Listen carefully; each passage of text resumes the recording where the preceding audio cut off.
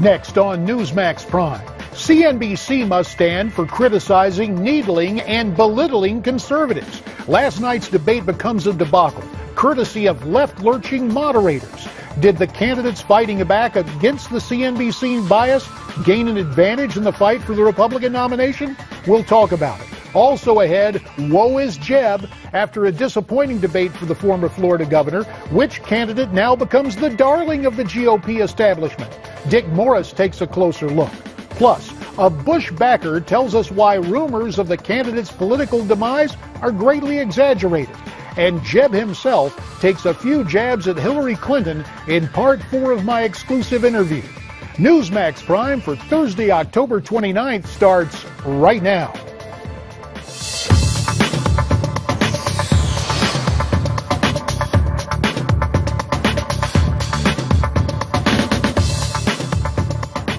Good evening and welcome to Newsmax Prime. I'm J.D. Hayworth. Of prime interest tonight, The Biggest Loser. While a show about dieting on NBC has that title, we could also use it to describe the plight of CNBC in the wake of media malpractice practiced by its moderators at last night's GOP debate. So, CNBC was the big loser, but which candidate was the big winner? Here's what you're telling us. Donald Trump remains the runaway leader with 46% of your votes. Senator Ted Cruz second at more than 20%. Dr. Ben Carson third with over 16%. And Senator Marco Rubio, the only other candidate in double digits at 10%. A reminder, you can still vote at newsmaxpolls.com. Back to the CNBC moderators. The debate was supposed to focus on economics, but the left-wing hosts were so intent on playing a game of gotcha that the candidates finally struck back. Miranda Kahn has more from our Newsmax Prime newsroom. Miranda? Well, J.D., as you just mentioned, when it comes to last night's third presidential debate, if you ask some, it's the moderators who came out as the big losers. Many are accusing them of showing bias and arrogance. That includes the voters as well as the candidates themselves. Senator Ted Cruz fired back, at one point making it clear just how he felt about the issue. The questions that have been asked so far in this debate illustrate why the American people don't trust the media. This is not a cage match. And you look at the questions. Donald Trump, are you a comic book villain? Ben Carson, can you do math? John Kasich, will you insult two people over here? Marco Rubio, why don't you resign? Jeb Bush, why have your numbers fallen? How about talking about the substantive issues people care about? Former Alaska governor and 2008 vice presidential candidate Sarah Palin joined us as a guest on Newsmax TV's post-debate special last night. Here she is praising Cruz's comments. Because he schooled the media. And that's what the American people are craving too, for our leaders who are already in these positions of authority to tell the media to start getting focused on the things that concern us, the things that really make a difference in a presidential campaign.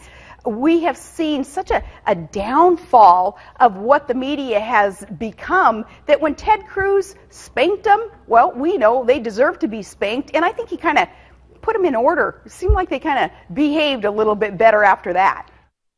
And throughout the night, social media was abuzz about how the moderators handled their line of questioning. Social media users, some in particular, took aim at Becky Quick. Now, she was the only female on the CNBC panel. Some hammered her on Twitter for interrupting the candidates and for having to apologize several times. So here's the big question. If CNBC was the biggest loser last night, the next question is, who was the big winner? Was it Ted Cruz?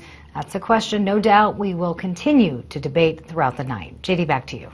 Thanks, Miranda. Let's continue our conversation with the former lieutenant governor of the great state of New York, Betsy McCaughey, who is nice enough to join us on this evening after the debate. Also joining us, the former assistant U.S. attorney for the Southern District of New York and now a policy fellow for the National Review Institute, Andy McCarthy.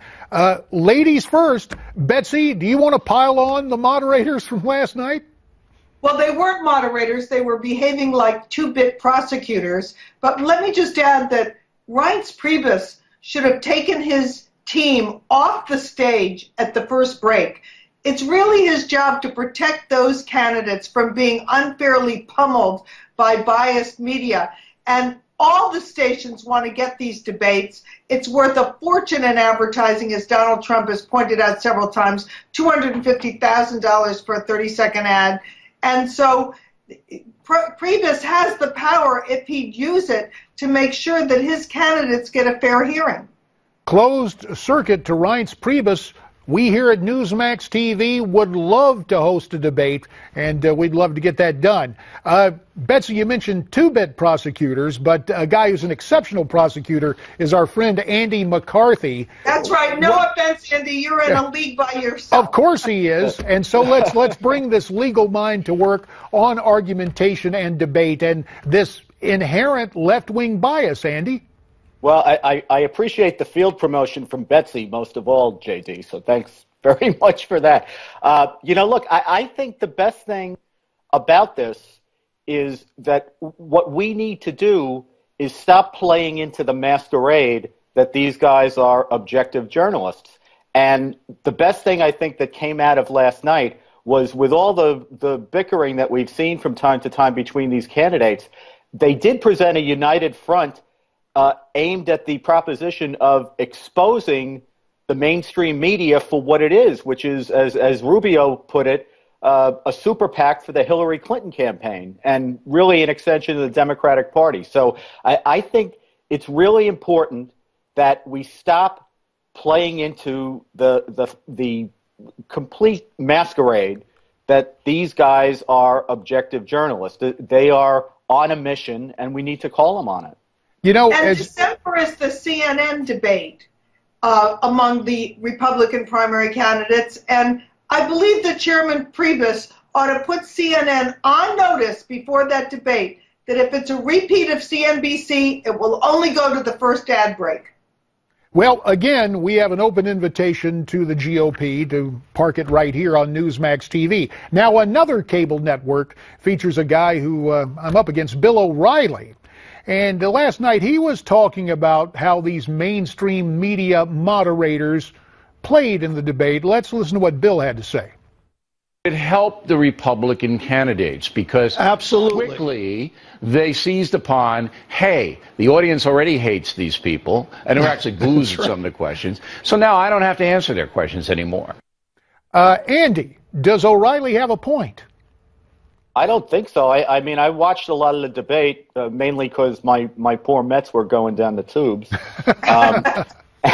And I thought it was. I thought they were very good at answering the substantive questions. In fact, when Ted Cruz did that great soliloquy without notes, by the way, without a teleprompter, that you played a clip from, he then tried to answer the question, and they cut him off from answering the question. So I don't think it was a case of these guys not answering the questions. I think it was they were being badgered by the media, but they did make real attempts to answer. Betsy, as part of his remarks, Ted Cruz said to compare how Republicans are questioned to how Democrats like Bernie Sanders and Hillary Clinton are questioned in their previous debate. Nobody in a Democrat debate gets the kind of questions in quite the way they were asked last night. Do you agree with Ted's assessment? Bowing and groveling. Bowing and groveling. That's what it's like when it's the Democratic debate. Hillary Clinton got a couple of tough questions from Jake Tapper, but other than that, it's really a love fest when the Democratic candidates are up on the stage. Now, there is a suspicion that candidates on the Republican side are using the mainstream media narrative to avoid some tough questions. That's been kind of the counterspin. Andy, is there anything to that assertion? I just really don't think so, JD. I don't think these guys have the ability to not answer questions because they're getting badgered by the media trying to stop them to answer, but they're clearly being pushed into corners, and I think that because of the way the media characteristically treats Republicans, they know they have to be disciplined in that way. And in fact, I saw an interview this morning, Charlie Rose interviewing Rubio and continuing the badgering to try to prevent him from, first asking questions about Benghazi and Hillary Clinton and then trying to stop him from answering them. And I thought Rubio was very strong in getting out exactly why he said she lied in her testimony. Betsy, 30 seconds for your take on the counterspin against the Republican candidate. No. This debate last night, which was billed as being uneconomic, should have started with a question like, every one of the candidates tell us where you stand on the estate tax. Okay, now every one of the candidates tell us where you stand on the corporate income tax. Okay, now every one of these candidates tell us how you're going to get us to 4% growth. That's the kind of questioning, even-handed, information-seeking questioning that the audience wanted. We've got about a minute left. Andrew, I would be remiss if I did not bring up a column you recently wrote about Hillary Clinton and Benghazi. For those watching us right now, could you boil down the salient points you were making? 30 seconds, sir. Yes, she knew from the first moments that it was a terrorist attack. She shared that information with her family and with government officials from Egypt and elsewhere, and she conned the American people into trying to get them to believe that it was about an anti-Muslim video.